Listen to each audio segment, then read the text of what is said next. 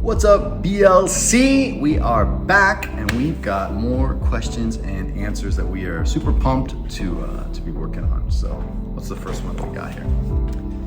Let's see. Do you serve more than one community? How many people participate in Enrich Missions daily? And this comes to us from Karen Hoopcamp. So thank you there, Mama Hoopcamp. Do we serve more than one community? Yes, we do.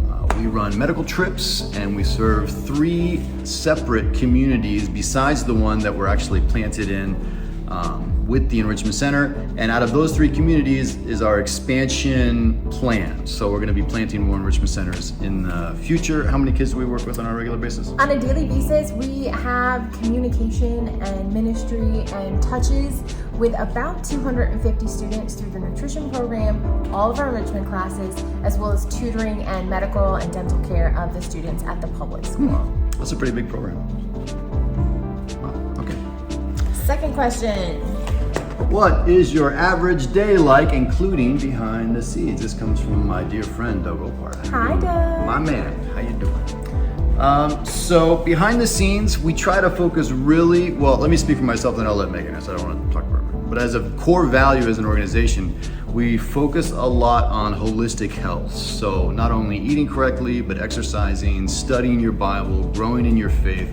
All of those things we incorporate into Enrich Missions if you're on staff with Enrich Missions. So I wake up in the morning between 5 and 5:30, have a couple cups of coffee, do a devotional, go work out, and then I start my actual ministry work for the day, which could involve talking to missionaries and counseling and that kind of stuff, or it could involve actual work like teaching kids jujitsu and that kind of stuff, making media, that kind of thing, creating messages and stuff to go out. How about you? As well as being a full-time missionary and taking on this holistic view, I'm also, the mom of our house. So we do still have Emily here with us.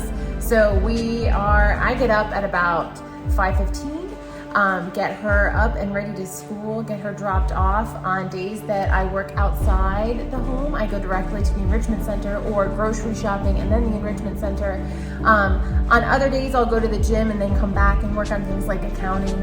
And then Emily goes to jiu-jitsu directly from school in the afternoon.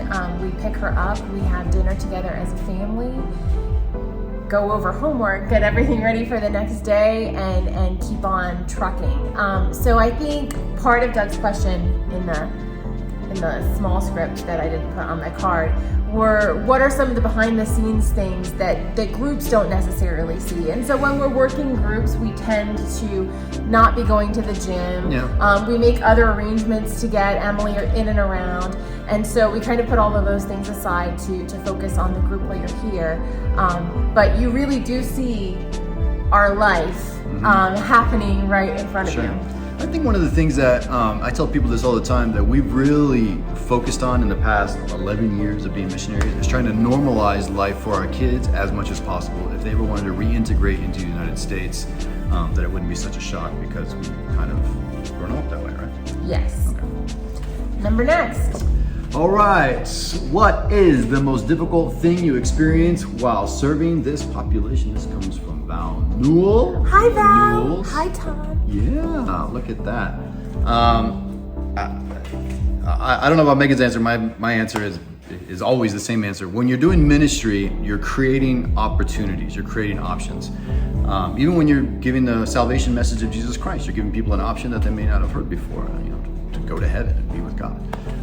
It's really difficult to give people options and then still see them make terrible decisions and just throw those options away. Man, it is heartbreaking. You'd think you'd get used to it. It is heartbreaking every time.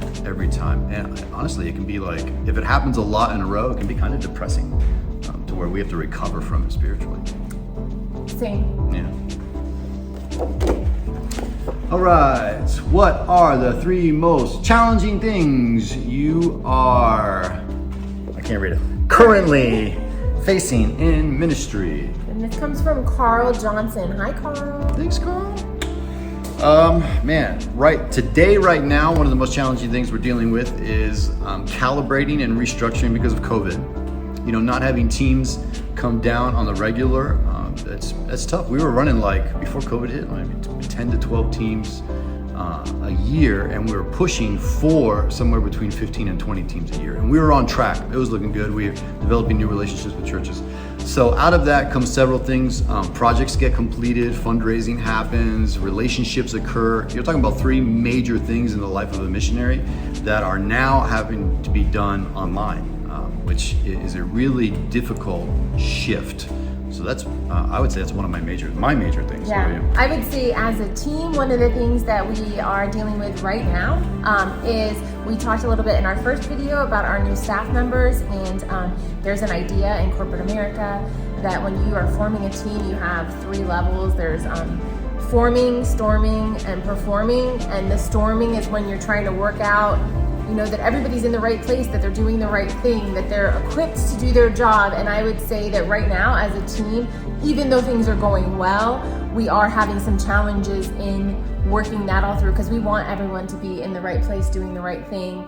So we're having a little bit of storming, which is normal, and we know that soon we're going to be performing at 100. Yeah, I agree with that. You know, anytime you develop at a team, there's always challenges. People come together. There's always conflict and that kind of stuff, and that's normal. And I think one of the tasks of the leaders is to work the team through that. I think relaunching the enrichment classes hasn't been a huge challenge, but we have had to adjust into smaller classes, maybe more frequent classes, just because of COVID, the way we've had to handle things with mask mandates and keeping, you know, social distancing and all of that kind of stuff. I don't want to use the word difficult. It hasn't. I know that, you know, a lot of people have really gone through some really, really challenging stuff with COVID, but we have had to figure it out. So that's it for this session of questions and answers with Wayne and Megan Taylor in Nicaragua, serving at Enrich Missions, and we will see you guys next time. Bye.